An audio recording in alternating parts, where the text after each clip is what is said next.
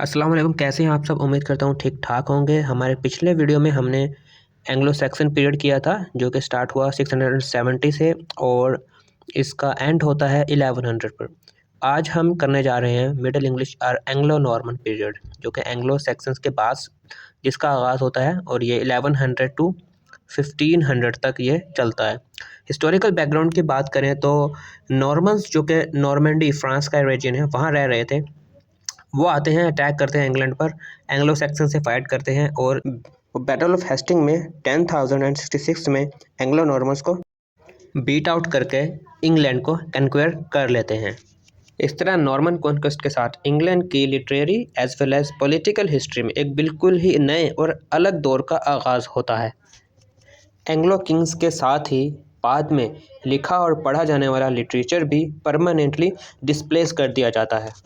English openly Latin control को तस्लीम कर लेती है और Anglo Saxon and Anglo Norman एक मुश्तरका उम्मीद में मुत्तहिद हो जाते हैं। एंग्लो सैक्सन ने इब्तिदा में जो हॉस्टिलिटी दिखाई न्यू कमर्स के ख़िलाफ़, वक्त गुजरने के साथ वो उसे खो देते हैं और एक ही कौम के पार्ट एंड पार्सल बन जाते हैं। ये था इस पीरियड का हिस्टोरिकल बैकग्राउंड। और अब बात करते हैं genre of literature in Anglo Norman age. Anglo Norman age में कौन से लिटरेचर के जॉनरास मौजूद थे। एंग्लो सैक्सन पीरियड में हमने देखा कि रोमांसिस और रिलीजियस पोइट्री और प्रोज मौजूद थी, लेकिन एंग्लो नॉर्मन पीरियड में भी रोमांसिस मौजूद हैं, लेकिन इसके साथ ही यहाँ मैरिकल एंड मोरालिटी प्लेज भी हमें मिलते हैं। Overall 2 genres of literature Anglo Norman age में मौजूद थे, romances and the miracle and morality plays. तो बात करते हैं रोमांसिस की। रोमांसिस को हमने अपने लास्ट लेक्चर में भी डिस्कस किया था। एंग्लो सैक्सन पीरियड में भी मौजूद थे। लास्ट लेक्चर में मैं इसको ठीक से एक्सप्लेन नहीं कर पाया है, इस लेक्चर में इसको हम ज़रा रीडिफाइन करेंगे। रोमांसिस का जो कंसेप्ट है अब चेंज हो चुका है। एक्चुअली एक रोमांटिक एज, हम एक अलग से चैप्टर इस पर है, वो भी हम नेक्स्ट लेक्चर में डिस्कस करेंगे, आगे आएगा इस हिस्ट्री ऑफ इंग्लिश लिटरेचर में। तो जो उस दौर में जो रोमांसिस थे, they were actually the romance with war, loyalty, patriotism और ब्रेवरी इसमें डिस्क्राइब किए जाते थे। लेकिन बाद में आने वाले जो राइटर्स हैं उन्होंने जो है ये रोमांटिक एज का जो कंसेप्ट है ये चेंज हो चुका। अब इसका मतलब है रोमांस विद नेचर। उन्होंने नेचर को सेलिब्रेट किया, अपनी पोइट्री में नेचर को डिस्क्राइब किया, इसलिए इसको अब रोमांस विद नेचर कहा जाता है। Love with natural landscapes, love with beauty of the nature, इस पोइट्री रोमांटिक पोइट्री में अब पोइट बाद में आने वाले पोइट्स ने डिस्क्राइब किया है। मिडल इंग्लिश और romances of the Anglo Norman period were the most popular form of literature during that time। तो एंग्लो नॉर्मन या मिडिल इंग्लिश पीरियड में जो रोमांसिस थे यही सबसे पॉपुलर फॉर्म ऑफ लिटरेचर हैं। These romances are notable for their stories rather than their poetry। ये romances अपनी स्टोरी के लिहाज से, अपने थीम्स के लिहाज से ज़्यादा इम्पोर्टेंट है बजाय पोइट्री के।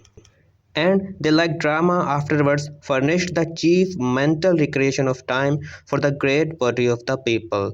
तो उस टाइम के रोमांसिस ने बाद में आने वाले ड्रामास की तरह उस दौर के लोगों की जो मेंटल रिक्रिएशन है, बड़ी तादाद में लोगों की मेंटल रिक्रिएशन को रिप्रेजेंट किया। मीन्स टू से उस वक्त के लोगों के जज्बात और एहसासात की ये रोमांसिस अक्कासी करते हैं। अच्छा, आप शायद पूछना चाह रहे होंगे यहाँ ड्रामा के साथ कंपेयर क्यों किया है रोमांसिस को, क्योंकि अब जो एज चल रही है टेक्नोलॉजिकल एडवांसमेंट की तरह, ये मीडिया का दौर चल रहा है। तो अब जो है विजुअलाइज लिटरेचर जो है ज़्यादा देखने को मिलता है as compare to written form, क्योंकि नॉवेल्स पढ़ना और ये पोइट्री पढ़ना ये तो जो है मीडिया में एडवांसमेंट की वजह से बहुत ज़्यादा जो है ना अब कम हो गए हैं। तो अब जो ड्रामा जो है इस एज की, ये सबसे ज़्यादा most popular form of literature है और ड्रामा के ज़रिए ही लिटरेचर जो है लोगों के जज्बात और एहसासात की अक्कासी करता है। तो इसीलिए उस दौर के रोमांसिस को ड्रामा से कंपेयर किया गया है। रोमांसिस चूँकि उस दौर में सबसे ज़्यादा most popular form of literature थी।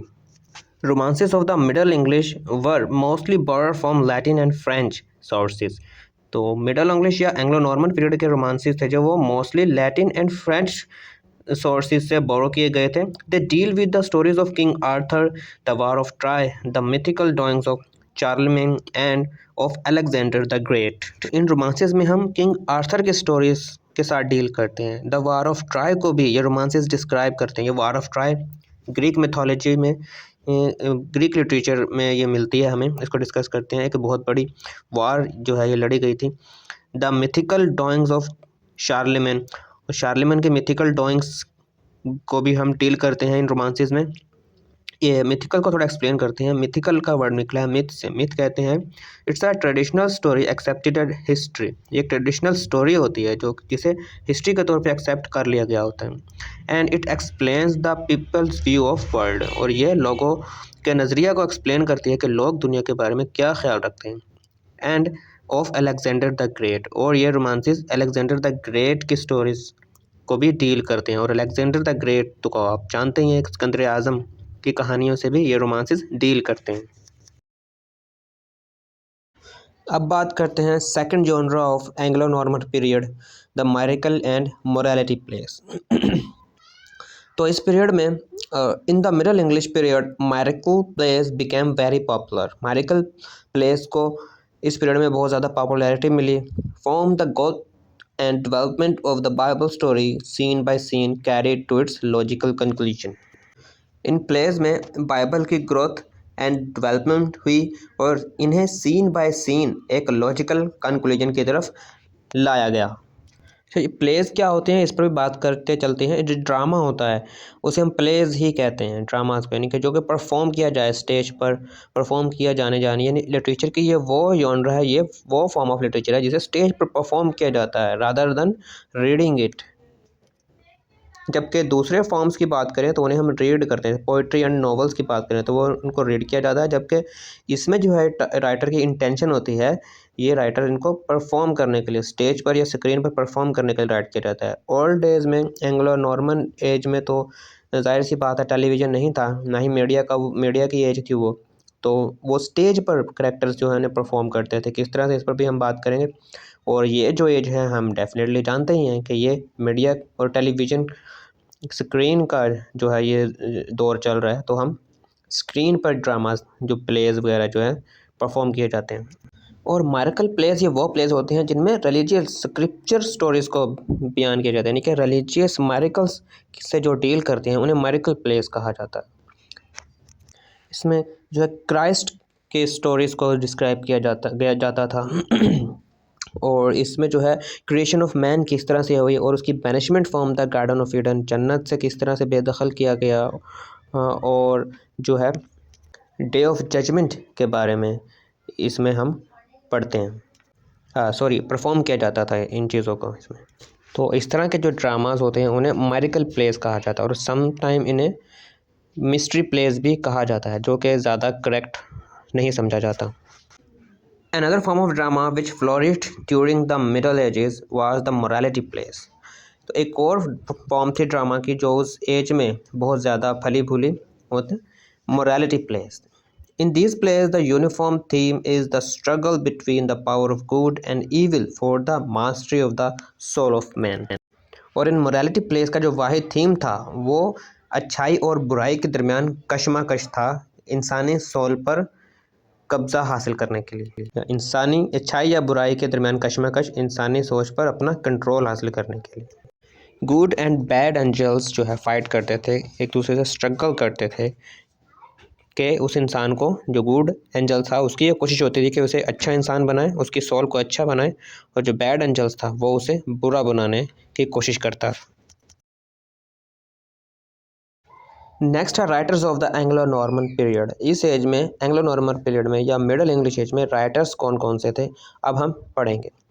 तो 3 राइटर्स इस एज में इंपॉर्टेंट राइटर मौजूद थे, विलियम लैंगलैंड, जॉन गोवर एंड जॉफरी चौसर। चलें इन्हें एक एक करके डिस्कस करते हैं और इन्होंने कौन कौन सी इंपॉर्टेंट पोम्स लिखी उनको भी देखते हैं। विलियम लैंगलैंड की बात करें तो ये 1332 में पैदा हुए थे। डेथ जो है वो इनकी रिकॉर्ड ना हो सकी, इसलिए इनकी डेथ ऑफ डेथ की जगह क्वेश्चन मार्क्स आपको दिखाई दे रहे हैं। May be death of death किसी और बुक में या किसी और कहीं और से आप पढ़ें या सुने कि कोई हो इसकी, लेकिन एग्जैक्ट नहीं है, वो एग्जैक्ट रिकॉर्ड नहीं हो पाई, इसलिए बियर मलिक की बुक में ये मेंशन नहीं की गई। One of the greatest poets of the Middle Ages was William Langland. William Langland middle edges के एक अजीम शायर थे या पोएट थे. Although Langland is essentially a satiric poet, he has decided views on political and social questions. Langland essentially एक citric poet थे, यानी कि एक तनकीदी शायर थे, तनकीद करने वाले पोएट्री बोलते थे, लेकिन फिर भी उन्होंने सियासी यानी कि पॉलिटिकल और सोशल क्वेश्चंस पर भी इजहार ख्यालात किए हैं. He thinks that all would be well if the different orders of society would do their duty. उनका ख्याल था कि सब ठीक हो जाएगा अगर सोसाइटी के जो डिफरेंट ऑर्डर्स हैं यानी डिफरेंट इंडिविजुअल्स हैं, अगर उनकी जो ड्यूटीज़ हैं वो उनकी ड्यूटीज़ को परफॉर्म करते हैं ऑनेस्टली, तो सब कुछ ठीक हो जाएगा. वो सोसाइटी को ठीक नहीं करना चाहते, लेकिन वो कहते हैं कि अगर हर शख्स अपना काम करे, अपने आप को ठीक कर ले, अपने फ़राइज़ ऑनेस्टली अंजाम दे, तो सोसाइटी ठीक हो जाएगी. A Vision of Piers the Plowman holds an important place in English literature. उनकी poem A Vision of Piers the Plowman English literature में एक अहम जगह रखती है. This poem, which is a satire on the corrupt religious practices, throws light on the ethical problem of the day. ये pome जो कि असल में रिलीजियस करप्शन पर एक तनकीद है, जो मेल प्रैक्टिसेस हैं रिलीजन में, ये एथिकल प्रॉब्लम्स, आज के ज़माने की एथिकल प्रॉब्लम्स पर भी रोशनी डालती है. Ethical problem means moral corruption, यानी मॉरल जो करप्शन करते हैं, मीन टू स्टे अखलाकी बुराइयाँ. The characters assumed by Langland is that of a prophet denouncing the sins of society and encouraging men to aspire to a higher life. और अपने pome में जो characters assume किया Langland ने, यानी जो characters discuss किए हैं, वो प्रॉफिट टाइप थे, जो कि गुनाहों को डिनाउंस करते थे, गुनाहों से इनकार करते थे, उन्हें फॉरबिड करते थे, और एक आला ज़र्फ़ ज़िंदगी की तरफ वो इस सोसाइटी को इनकरेज करते थे. जॉन गोवर 1325 को पैदा हुए और इनकी डेट ऑफ डेथ है 1408. Gower was the fellow pioneer to Chaucer. ये जोफ्री चौसर के फेलो पायनियर थे, यानी कि उन्हीं के ज़माने के जो पोएट थे. जोफ्री चौसर जो है एक्चुअली ये इस एज के नॉर्मन एज के, एंग्लो नॉर्मन एज के या मिडल इंग्लिश पीरियड के सबसे इम्पोर्टेंट पोएट हैं. इनके बारे में भी हम पढ़ेंगे, नेक्स्ट यही करेंगे.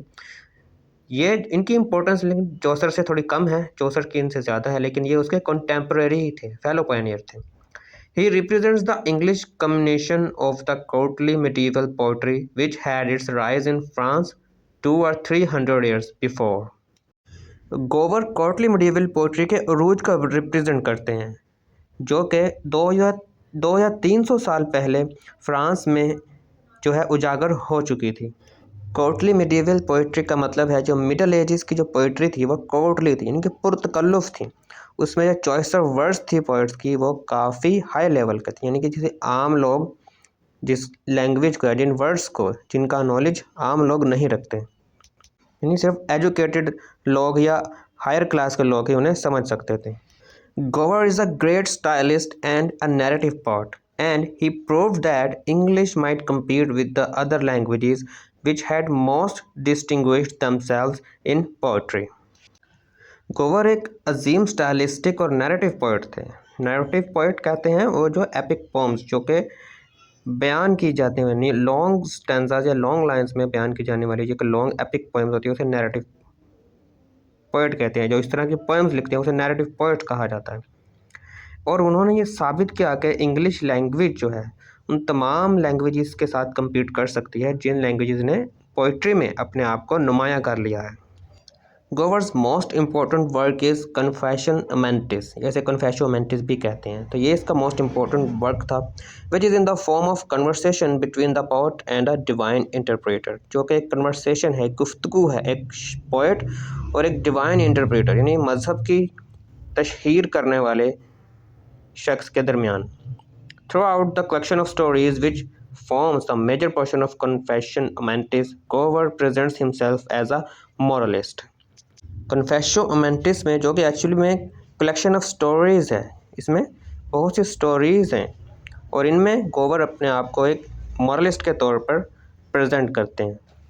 मॉरलिस्ट ऐसे राइटर्स को कहा जाता है जो अपनी राइटिंग्स में मॉरल वैल्यूज़ को सपोर्ट करते हैं, यानी अच्छाई को सपोर्ट करते हैं, यानी कि वो लोगों को अच्छा बनाना चाहते हैं, यानी दुनिया को एक बेटर प्लेस बनाना या बनते हुए देखना चाहते हैं, और बुराई और करप्शंस को वो कंडेम करते हैं।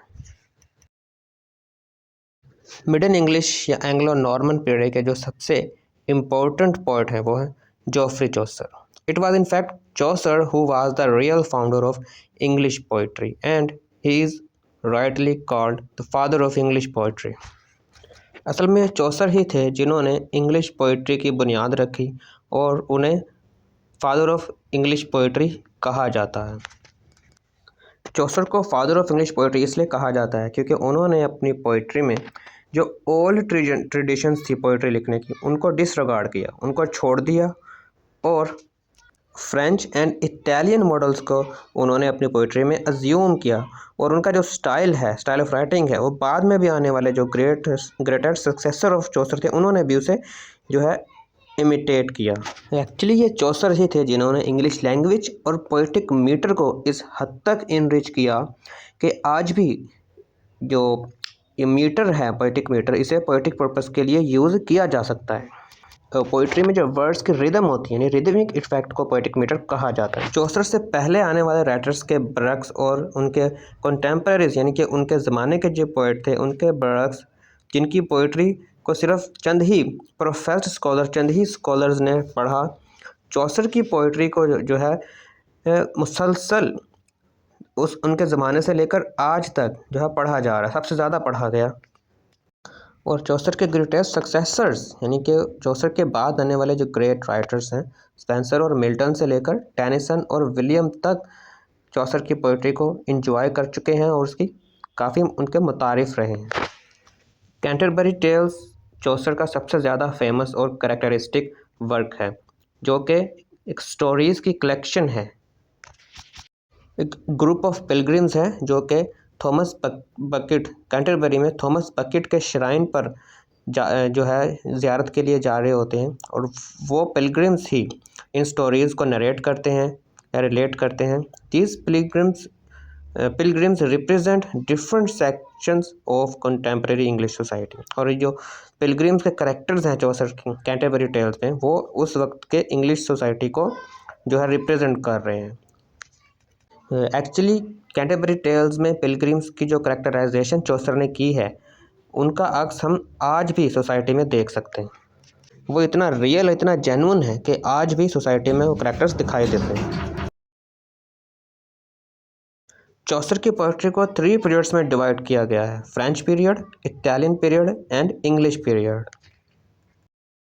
फ्रेंच पीरियड में चौसर ने सिर्फ जो है फ्रेंच मॉडल्स को ही इमिटेट किया है, यानी कि फ्रेंच राइटिंग्स को कॉपी किया है उन्होंने, particularly the famous and very long poem Le Roman de la Rose. और इस पीरियड में जो उसकी जो सबसे फेमस पोएम है वो ले रोमन डी ला रोज है। इसके अलावा फ्रेंच पीरियड में उन्होंने द बुक ऑफ डचेस और कंप्लेंट एंड टू पीटी भी लिखी है, जो कि मशहूर है इस पीरियड में। इटालियन पीरियड की बात करें तो इटालियन पीरियड 1373 से स्टार्ट होता है और ये 84 तक चलता है, और इसमें हमें इटालियन लिटरेचर का इन्फ्लुएंस दिखाई देता है, स्पेशली डांटेस डिवाइन कॉमेडी और बोकाशियोस की पोएम्स का इन्फ्लुएंस इसमें देखते हैं। चौसर के इटालियन पीरियड में the Parliament of Fowls, Troilus and Criseyde, the story of Criseyde and the House of Fame भी शामिल है।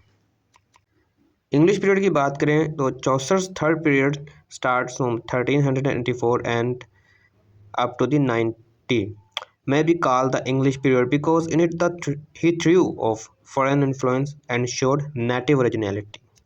तो इंग्लिश पीरियड जो कि 1384 से स्टार्ट होकर 90 तक चलता है, इसे इंग्लिश कह सकते हैं। एंड क्योंकि इसने इस पीरियड में अब जो इटालियन और फ्रेंच जो इन्फ्लुएंस था चौसर पर, अब उसको छोड़ दिया था, अब इंग्लिश में ओरिजिनलिटी को शो किया है इस पीरियड में। कैंटरबरी टेल्स इंग्लिश पीरियड का ही मास्टरपीस है चौसर की तरफ से, और इसके अलावा the legend of good women भी चौसर ने इस पीरियड में लिखी, जिसमें उन्होंने इंग्लिश का सबसे पहला हीरोइक कपलेट एम्प्लॉय किया। हीरोइक कपलेट कहते हैं एक ऐसी पोएम, नैरेटिव पोएम होती है जिसमें हीरोइक थीम होता है, और कपलेट कहते हैं ऐसी पोएटिक लाइंस जिसमें जो कि आयम्बिक पेंटामीटर्स में लिखी गई होती है। आयम्बिक पेंटामीटर मीन्स जिसमें जो है 10 बीट्स पर लाइन पर वो कंटेन होती है, मुश्तमिल होती है, यानी ऐसे लाइन जो 10 कॉन्सोनेंट साउंड्स पर मुश्तमिल होती है। एग्जाम्पल है love looks not with the eyes but with the mind and therefore is winged Cupid painted blind. तो इसी के साथ हमारा एंग्लो नॉर्मल पीरियड हुआ कंप्लीट। मिलते हैं नेक्स्ट वीडियो में न्यू टॉपिक के साथ। अगर वीडियो हेल्पफुल रही तो वीडियो चैनल को सब्सक्राइब जरूर कीजिएगा। अल्लाह हाफिज़।